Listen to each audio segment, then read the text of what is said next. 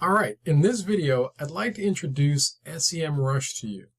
Now, we want to be careful here because there's a lot that you can do within SEMrush. I bet if I sat down with you, we could probably come up with 50 to 60, even 70 different things you could do with this one tool.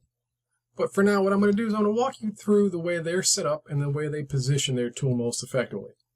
So, this is the main dashboard, semrush.com/dashboard.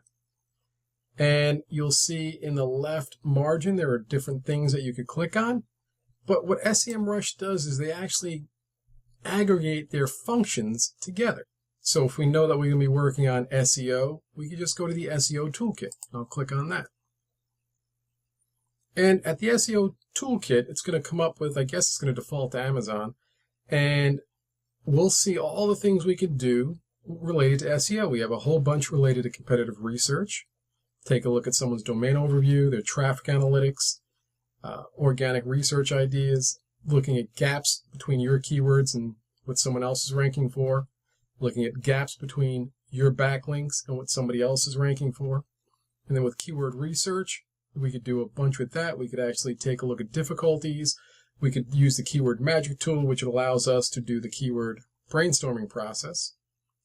And with link building, it all gets back to backlinks. We know how important backlinks are in SEO, and we got a few different analytical tools there. And then we have position tracking, something cool called sensor.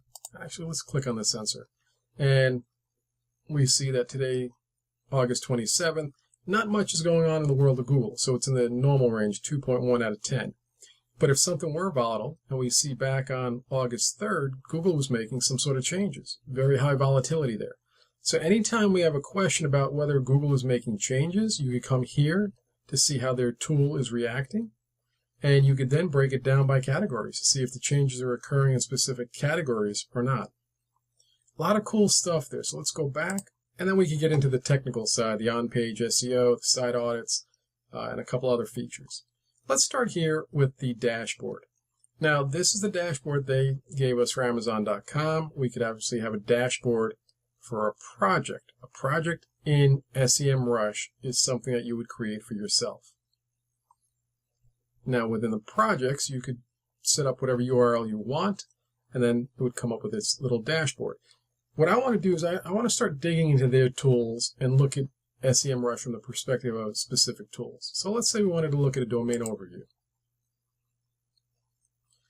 Let's just stick with the theme. We'll stay with Amazon.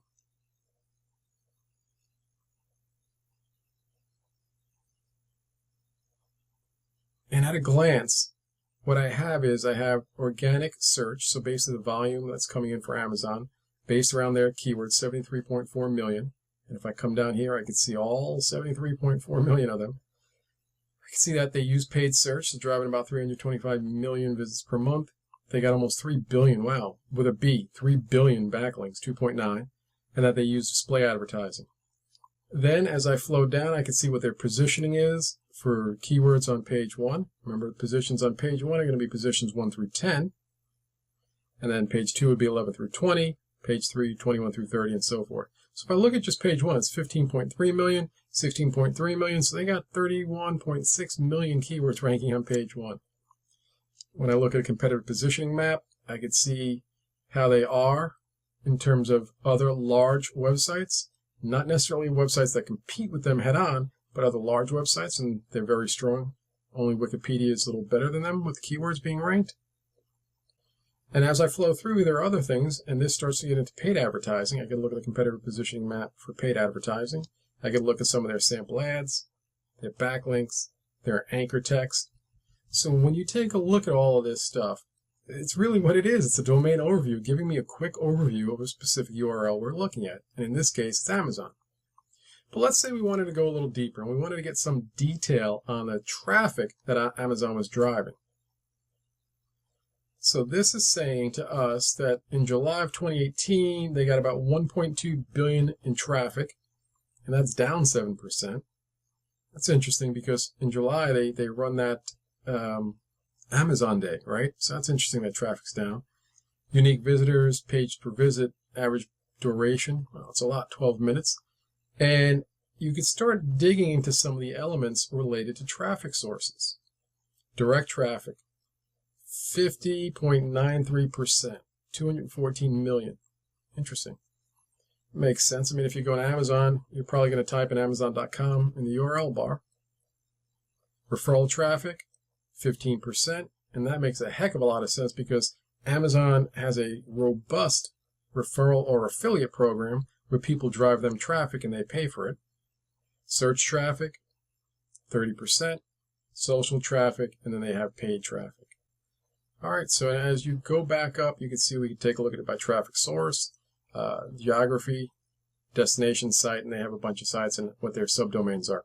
We won't dig into that level of detail right now. Plus, you can change it by month. You can change it by region. So you have a lot of toggles to dig into to help you get good insight into the URL that you're trying to analyze. Now remember, this is third-party data. So it may not exactly match what the owned data that the site is having itself, but it gives you a very good perspective of what's happening right now with that site. So what else can we look at? Well, there's a lot here. Maybe I'll take you over to the keyword magic tool. And if we're looking for a specific brainstorm keyword, let's put in, let's call it chocolate donuts. And we're trying to find some derivations of the phrase chocolate donuts. Look at this. We go to keyword magic tool, and there are 3,934 derivations broken down by a categorization. And if we want all specifics, we have them right here. It shows for chocolate glazed donut, the volume is 5,400. Keyword difficulty 72.28. Cost per click $8.61. That's expensive. Costs more to buy that keyword than it does to buy a chocolate glazed donut. The competition score, SERP features that are ranking, and we can talk about SERP features at another time, and how many results that are ranking for that keyword. So it's a very powerful tool for your brainstorming process. Now you can even break it down and you just look at the questions that people are asking. How many calories in a chocolate donut? So how did we get here?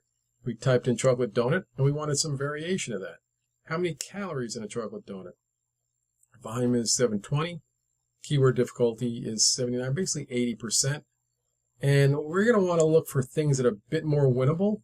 And we have filters up here that allow us to start filtering through this stuff.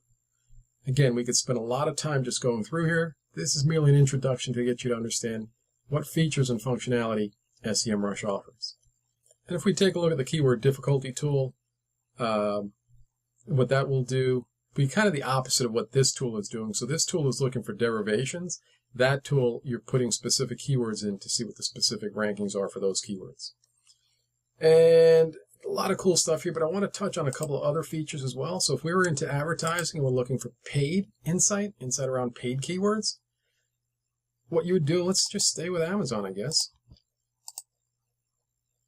All right, so we can take a look at their advertising research, and what we see is the amount of keywords that they're paying for and the cost of traffic that they have.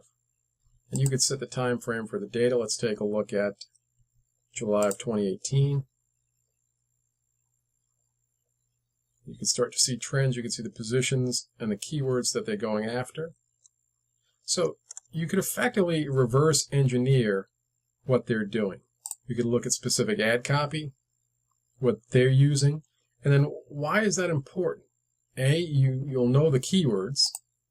It's 126,000 keywords that trigger this ad. But B, you can see where they push people to from those keywords. Now maybe Amazon's not the best example to use because they're using so many keywords, but if you have a normal competitor that's using a couple of keywords, you can see how they're using their ad, how their ad is structured, and then what page they're pushing to. So this is very valuable if you're looking to understand what your competition is doing in terms of their paid ads. So much more we can get into, but again, I just want to give you a quick overview of how this tool works. Social Media Toolkit is another function, and they have a posting capability and a social media tracking capability. Now, I'm going to click on this, but you're not going to be able to use a tracking unless you set up a project. So I'm not going to go ahead and do that right now. It's going to take a little too long. Same thing with posting. I could post directly from SEMrush to my accounts. So in some ways, it's going to do what a tool like Hootsuite does or Buffer. What I really like about it is the insight you get from the tracker to see what your competition's doing, see what they're doing in terms of engagement, in terms of who's interacting with them, in terms of audience growth, and in terms of the content that most people are interacting with. Pretty cool little function, but like I said, for right now, it's going to take a little bit too long to set up the project. Then we have the content marketing toolkit. I'm going to jump to something I really love here, and this is a topic research tool.